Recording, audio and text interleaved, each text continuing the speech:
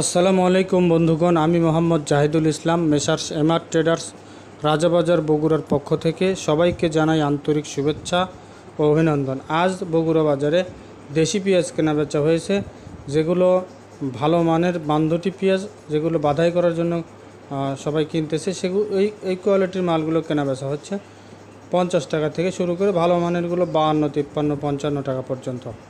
যেগুলো খাওতায় যাচ্ছে অর্থাৎ রানিং যে পেঁয়াজগুলো সেগুলো কেনা বেচা হচ্ছে সর্বনিম্ন কোয়ালিটিরগুলো 42 টাকা থেকে শুরু করে সর্বোচ্চ 45, 46, 47 টাকা পর্যন্ত।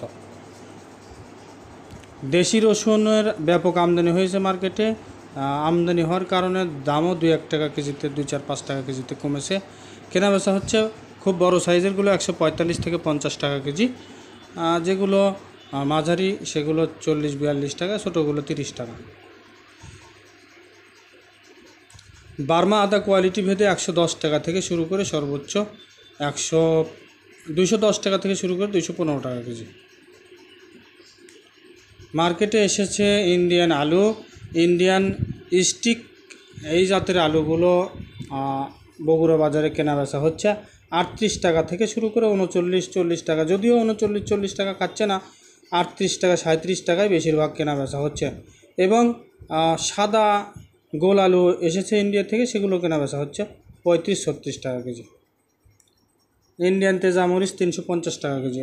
ধন্যবাদ সবাইকে আমাদের সাথে থাকার জন্য। আমাদের সাথেই থাকুন, সাবস্ক্রাইব করুন আমাদের চ্যানেলকে। ধন্যবাদ সবাইকে। আসসালামু আলাইকুম।